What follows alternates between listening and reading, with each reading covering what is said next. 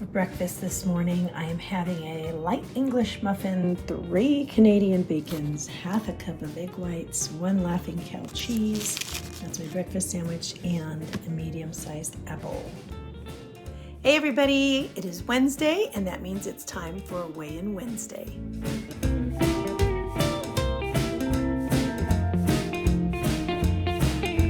All right, let's try this again. This is the third time. All right, so very quickly, the weigh-ins for hubby and I went like this, and I will tell you a little bit about how this week went. Hubby's weigh-in is 0.8 down, and that's awesome. He's very happy with that.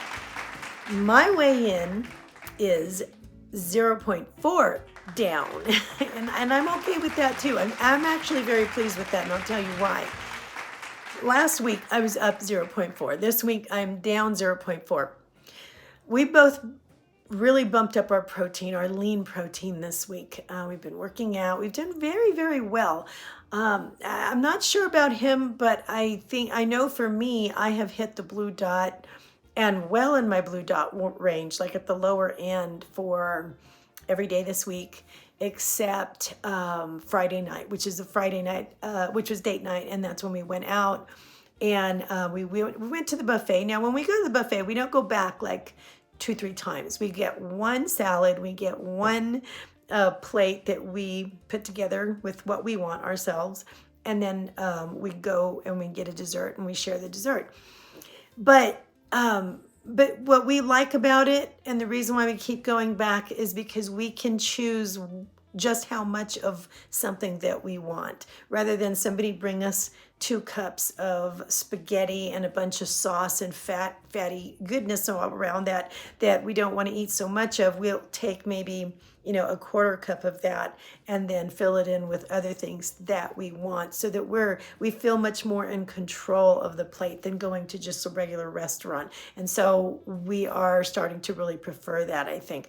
But anyway, so that was the one day I actually used some of my weeklies, because when I estimate the stuff that I'm getting from a place like that, I do estimate high just so that I'm on the safe side, and I don't want to estimate too low. And there's something that happened that was really odd when I got on the scale this morning, and it never happened to my husband as well. We have one of these scales that tells you almost everything about you when you stand on it, right? And so it's not just your weight. It'll tell you different types of, visceral body fat, subcutaneous body fat, BMR, BMI, muscle, skeletal, whatever, even water. And I was up on water this morning, it said, but this notification popped up when I got on, and it said that there was kind of like an excess or extreme fat loss detected. Did it want me to go ahead and record the data? And I thought, well, sure, absolutely. And so I'm thinking, okay, so sometimes when you stay the same, maybe there's all these other things that are happening in there, but maybe you're losing more fat, but you don't know. It's not translating into the number that you see on the scale, right? We upped our protein, and actually my protein level, it said, was up. Maybe your muscle mass is up, and maybe your fat is down. And so it might come out as a maintain that week, and so in any case, it was kind of interesting that happened, and I liked it. I thought that was kind of a neat thing that happened. Now, what did we do this week that was different? What we did was we upped our lean protein, and the reason why is because we realized, after using the protein calculator, which you can find online, and it'll tell you, how many grams of protein you should be having for your age per day.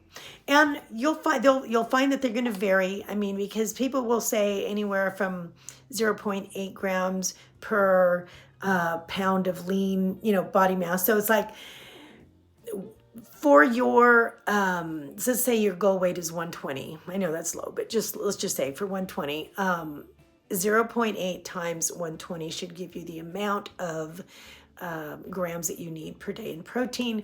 But some people will bump it up all the way to 1 gram, full gram, and then they'll say 1 times 120. Well, then that means you should be having 120 grams of protein that day. And It might not sound very hard to do, but it kind of is. If you think about it and you're putting your meals together, and it really counts to, you're going to have to like weigh your food to make sure that your protein, to make sure that that is that amount and that you're getting that amount. It's not that easy. Anyway, but it does help you to stay full longer. And one thing that we found out recently too was not just that. I mean, we kind of knew that as you get older, you automatically lose your muscle mass. You just do. You lose so much per year, and it just happens, and it starts happening like pretty early. You really do lose so much per year, and so you need more to retain that. And that's why it's so important that you be trying to do some sort of, strength exercises to be keeping that muscle as well and strengthening your bones. But something else that we found out was that you also, as we get older, we do not synthesize and we do not absorb the protein as somebody who would be younger. So we could eat the same amount. Maybe we're both having 3 ounces. I'm not going to synthesize it and take up the same amount that other person would. So then you need more. So it is really, really important. So we really have been trying to bump it up, but we're trying to stay as lean as possible with our protein sources, because there's also, we need to keep the fat down, but also we're counting our calories as well.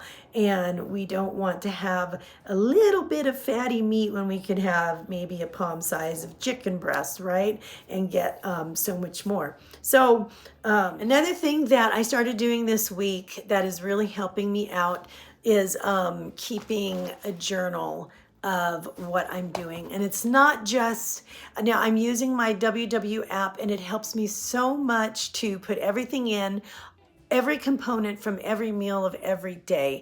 And for a while I was just putting in the things that counted for points, but not counting the things that were free. And I wasn't putting that in because why? I was making it easier on myself. But now what I realized is that after using a calorie calculator, is that I need to fall within a certain range of calories. And unless I know exactly what I'm having, I don't know where that is. So as I'm keeping everything in my WW app, which is great, I will actually pull up all the components that I have for that meal in my WW app. And if you scroll down, you have all the nutritional information, which is great, because what I started doing is keeping for each meal calories, fat, protein, and points here. So as well. So that way I can see at a glance again everything that's there. So then I will tally up that meal, and then at the end of the day I tally up the days. Now I found out using a calorie calculator that I need to be falling, I think, in order to maintain my weight, I can have 1,870 calories a day, which is a lot for me. For a mild loss, I need to have 1,620 per day. For a 1 pound a week weight loss, it's 1,370. And for 2 pounds in extreme weight loss, which I would not do, is 870 a day, which is ridiculous. For me, there's no way I'm going to do that. This week, what I wanted to do was really find out if I could fall somewhere between that 1370 and 1620, somewhere between there, to have a mild weight loss, then I would be okay.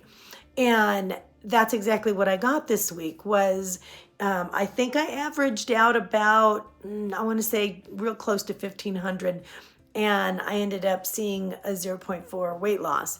Okay, so what I'm going to do is try to lower that just a little bit. I want to get more around the 1370 this week and see where that puts me at the end of the week.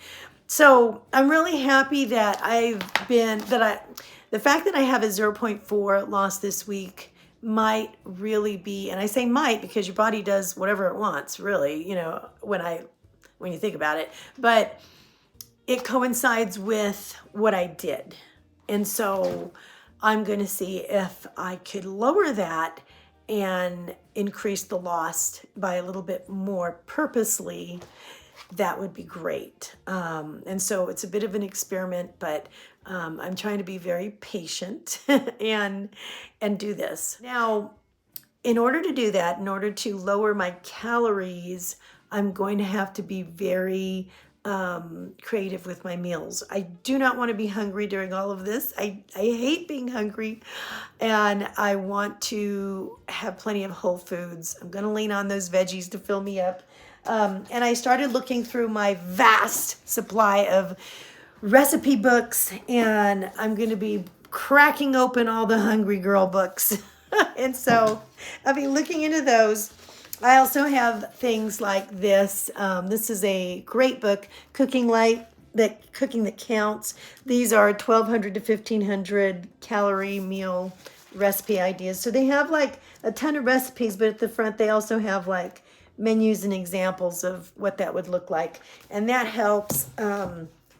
Calorie Smart Meals. These books are really helpful because they will give you all of the information down at the bottom, and they will keep you within that 300 to 500 calorie range per meal. So I'm really going to be poring over those and seeing what that's going to look like this week. So anyway, that aside, there's just more, and here we go. We just keep going. Just be patient, plow forward, make a plan, do the plan, and make it beautiful and interesting. That's what I'm going to do this week. So anyway, this is going to be even more interesting, right? So I think I need to I'll probably have to cut maybe 150 to 200 calories than what I did this week per day. It's going to be interesting. Oh, well. Okay, guys. I will see you soon. Thanks for checking in with me with the weight loss.